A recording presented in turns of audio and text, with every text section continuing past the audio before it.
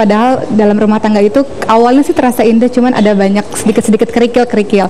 Nah, kita ingin tahu bagaimana dengan rumah tangga dari Uje dan Mbak Pipik ini sendiri. Apakah sudah mulus-mulus aja? Mulus-mulus aja kan orang-orang mikir rumah tangga Iya, Ustadz mulus-mulus Ustadz. aja, padahal nggak juga, namanya manusia pasti ada kerikil-kerikil, ada ujian-ujiannya.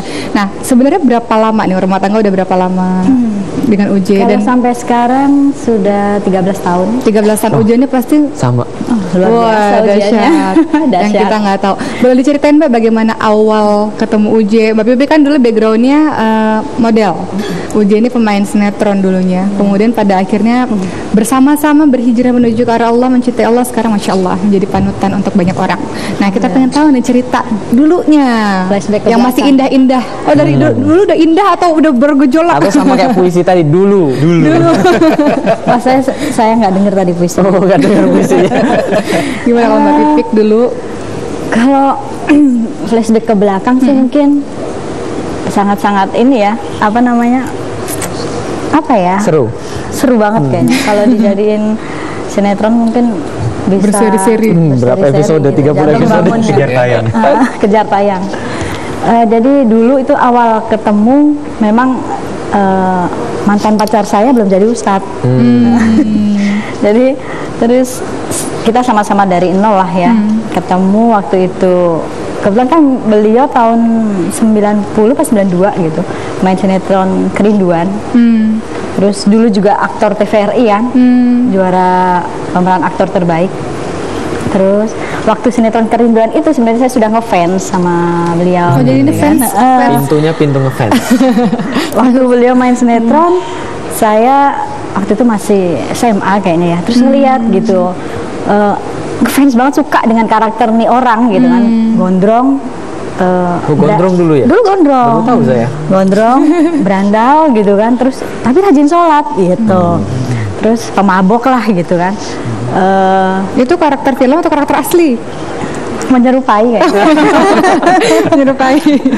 Kemudian ini bukan untuk membuka aib, bukan ya, Iya. tapi untuk menginspirasi gitu.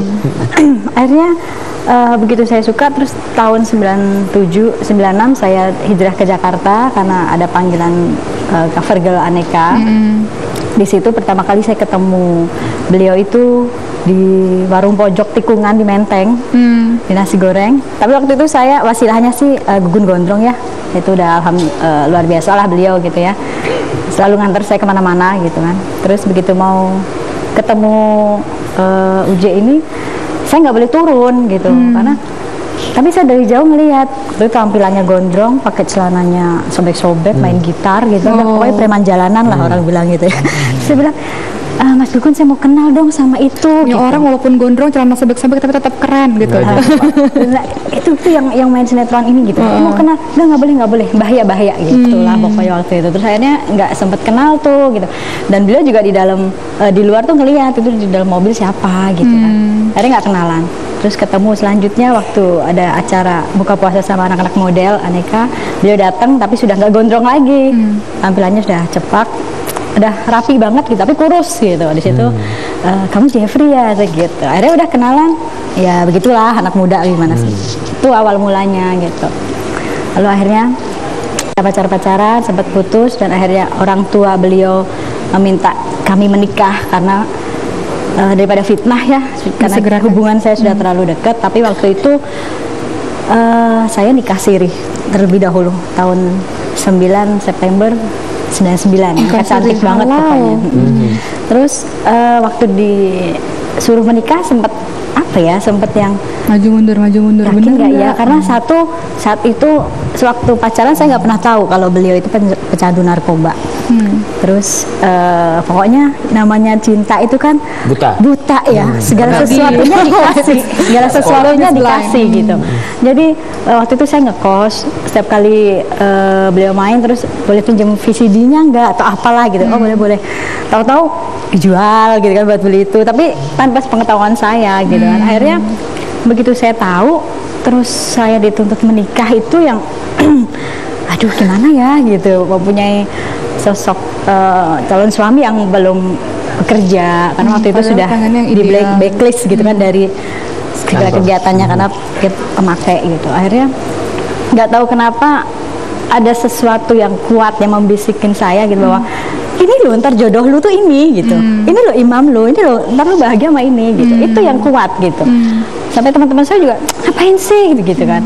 Akhirnya ya udah saya terima tantangan itu untuk menikah siri, dan waktu itu sebenarnya keluarga juga nggak mendukung sih, kayak orang tua gitu yang saya kan bapak diasuh sama bapak aja karena ibu udah meninggal.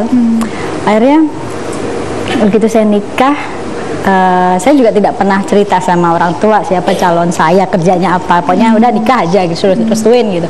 Setelah nikah siri, malam pertama bukan saya yang disentuh tapi barang-barang itu. Jadi udah siap gitu di ya, awal-awal pernikahan. awal pernikahan. Akhirnya setelah melalui proses itu ya wajar sih ada sebuah kejenuhan karena saya mempunyai mertua yang memang ustazah, dan keluarganya suami juga semua ulama religius gitu. Terus nggak boleh jadi model lagi, harus pakai jilbab gitu. Pokoknya harus saya, aduh gitu, perang batin itu terus gitu ya, sampai akhirnya karena perekonomian kita makin menipis, suami juga belum jadi ustadz kan, saya masih ya nyolong gitu. Kalau ada panggilan pemotretan, saya pakai jilbab, lalu keluar buka lagi pemotretan gitu. Terus iya proses gitu. Terus sempet yang makan sepiring berdua, tapi bukan karena romantis, karena nggak ada yang dimakan. Jadi perjuangan pernikahan awal tadi Mbak Pipik mengatakan pada kita, Mas Indra, mengenai jenuh. Ada rasa-rasa jenuh. Nah, bagaimana sebenarnya untuk mengobati kejenuhan itu? Tadi kan harus diusahakan. Seperti apa tuh secara spesifiknya? Ya, kata kuncinya adalah diusahakan memang.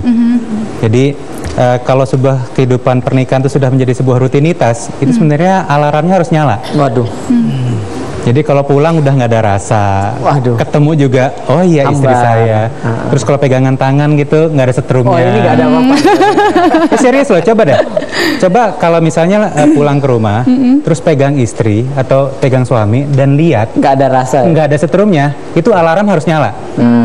Harus diusahakan. Harus di recharge lagi. Pulang pegang tangannya Bu ya. Kalau nggak ada apa-apa Bu, itu berarti ada alarm itu. Alarmnya harus nyala. Dan nggak usah bikin sesuatu yang kayak di film-film harus candlelight dinner. Enggak. Sesederhana cuman sesederhana kita makan soto berdua, tapi di niatnya yang beda. Kata kuncinya adalah di niatnya. Niatnya adalah memang secara sengaja untuk membangun kembali kehangatan. Ya. Kan innamal amalu binniat tadi ya. Betul. Jadi semuanya baliknya ke niat. Kalaupun kita udah sering jalan bareng tapi niatnya bukan untuk membangun, itu nggak akan terjadi. Atau Tapi SMS itu- romantis itu ya. Itu jenuhnya dulu Ustadz, sebelum seperti ini gitu. Dulu sebelum yang maksudnya suami ya hanya diam di kamar gitu kan, pakai gitu, yang saya yang keluar gitu. Akhirnya ya, tapi saya menemukan sebuah titik yang begitu saya jenuh, saya hanya curhat sama Allah. Nggak mungkin saya mengakhiri rumah tangga saya karena saya memilih gitu. Akhirnya saya, ya Allah kasih petunjuk saya gitu kan. Lalu saya yakin dengan dalam Al-Quran di surat Al-Baqarah, la yukallifullahu nafsan illa wus'aha, bahwa Allah tidak akan pernah memberikan ujian di luar batas kemampuan hambanya kan. Saya yakin pasti di balik ujian ini Allah akan beri nikmat gitu. Jadi ya udah saya akhiri terus ikutin proses Jadi itu. intinya Gitu. kalau jenuh, curhatnya jangan sama orang lain, nanti malah kelar. Orang lain nanti malah jadi alat. Bahaya, curhatnya sama Allah, sama Bahaya itu. sebaik-baik kekasih, bukan sama orang lain yang memperkeruh suasana. Nanti kita akan bahas lagi lebih lanjut, lebih dalam lagi insya Allah. Sebelumnya kita akan mendengarkan adik-adik kita yang masih SMP ini berjudul